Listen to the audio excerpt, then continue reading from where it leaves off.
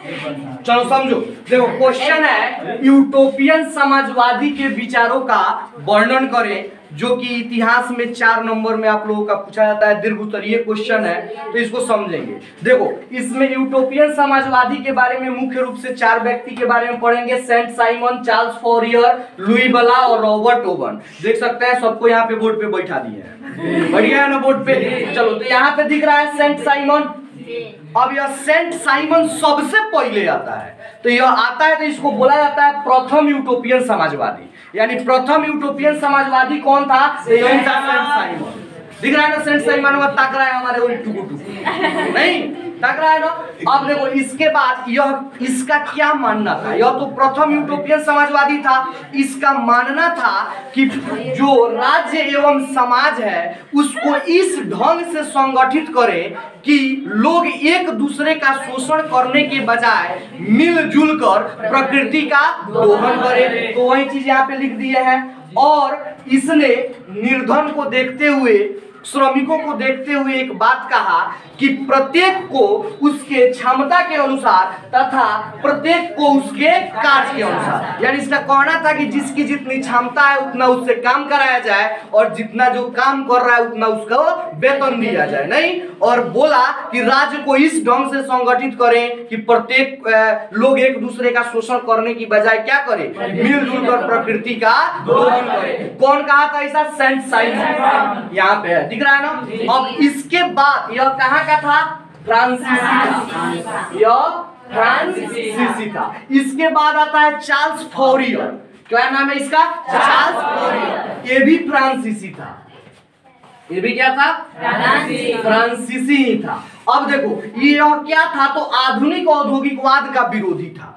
औद्योगिकवाद का यह क्या करता था? विरोध करता था। और मजदूरों, इसका मानना था कि श्रमिकों को छोटे नगरों अथवा कस्बों में काम करना चाहिए। इसका मानना था कि जो श्रमिक है वह छोटे नगर और कस्बों में क्या करे? काम करे। और इसके लिए उसने वो योजना भी चलाया और योजना क्या हो गया? असफल हो गया। कौन चलाया था? यही चार्ल्स फॉरियर हुआ।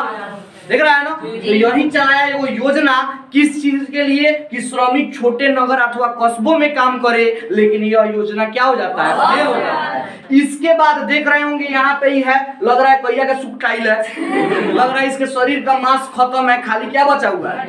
हड्डी बचा हुआ है, नहीं। तो चलो हड्डी इसलिए बना था, इसका नाम उसी तरह है, बलाय। क्या नाम है? लुई बला। तो इसको हम लोग याद रखेंगे, यह एक बलाय था।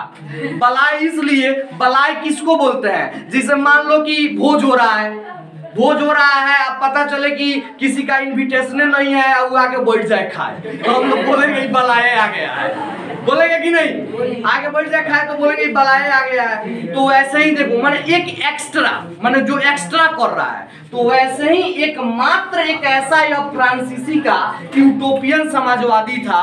यह एकमात्र ऐसा यूटोपियन समाजवादी था जिसने क्या किया? राजनीति में हिस्सा लिया। कौन था? लुई बला। तो लुई बला, इसका नाम लुई बलाय से याद रखेंगे, याद रहेगा। यह क्या किया? राजनीति में हिस्सा लिया।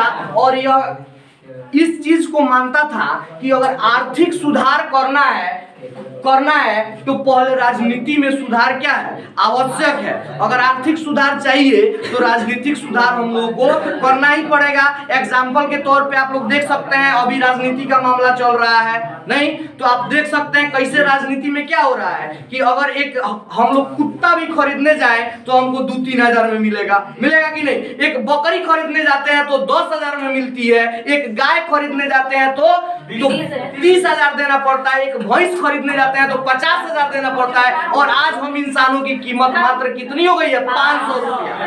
कोई भी प्रत्याशी आता है, पॉकेट में से निकालता है, कहता है लो मिठाई खा लियो, नहीं। हम उसके हो जाते हैं, बोलते हैं कि जय महाराज रघुवे के वोट दिए, और सोचने लगते हैं कि हाँ कि फल्ला का दल है, कुछ ना दल है, आओ तो 500 रुपया दे देबा हमरा के, तो वोट हम उसी को देंगे।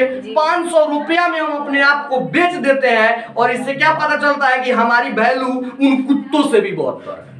इससे ना पता चलता है जानवर से भी हम लोग बदतर हो गए हैं कि 500 में बिक जा रहे हैं। तो यही चीज है। तो ऐसे ही इन्होंने क्या किया कि आर्थिक सुधार को प्रभावकारी बनाने के लिए पहले किस चीज का सुधार किए, राजनीति का सुधार, राजनीति सुधार आवश्यक है। और इसके बाद एक दूसरे जगह का ब्रिटिश आता है, रॉबर्ट ओवन, देखो इसका दाढ़ी वाड़ी अलग देश का दिख रहा है ना, इसका मुंह का बनावट दूसरा है, नहीं सबका मुंह का बनावट एक जैसा, ऐसा स्पष्ट होता है तीनों एक देश का है, इसका बनावट अलग है, यानी अलग देश का था। तो यह ब्रिटिश का था और यह क्या था, खुद एगो उद्योगपति था, यानी वो फैक्ट्री चलाता था।